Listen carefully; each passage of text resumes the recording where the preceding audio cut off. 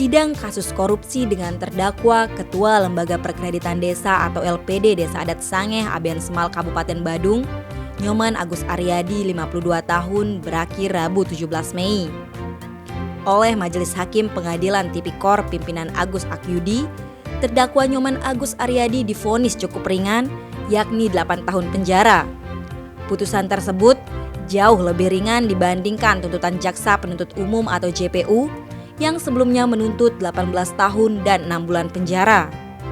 Majelis Hakim dalam amar putusannya menyatakan terdakwa Agus Aryadi terbukti bersalah melakukan tindak pidana korupsi, penyimpanan dan penyalahgunaan wewenang dalam pengelolaan keuangan di LPD yang dipimpinnya, hingga merugikan perekonomian negara sebesar 57 miliar rupiah. Majelis Hakim tidak sependapat dengan JPU bahwa perbuatan terdakwa terbukti sebagaimana didakwakan dalam dakwaan primair.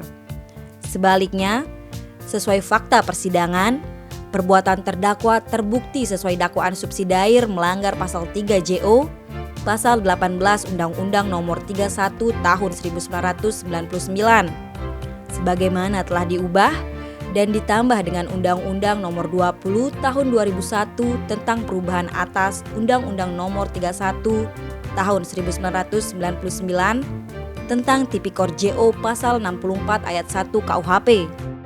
Selain pidana penjara, hakim menjatuhkan pidana denda 250 juta rupiah, subsidiair 3 bulan kurungan, membayar uang pengganti sebesar 56 miliar rupiah lebih.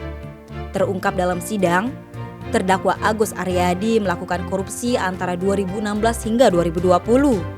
Dalam kurun waktu tersebut, melakukan, menyuruh melakukan, dan turut serta melakukan perbuatan secara melawan hukum, yakni membuat kredit fiktif dan manajemen laba, membuat kasbon, dan tidak memasukkan pembayaran materai dari biaya administrasi pemberian kredit sebagai pendapatan LPD Desa Adat Sangeh. Tim Bali Express melaporkan.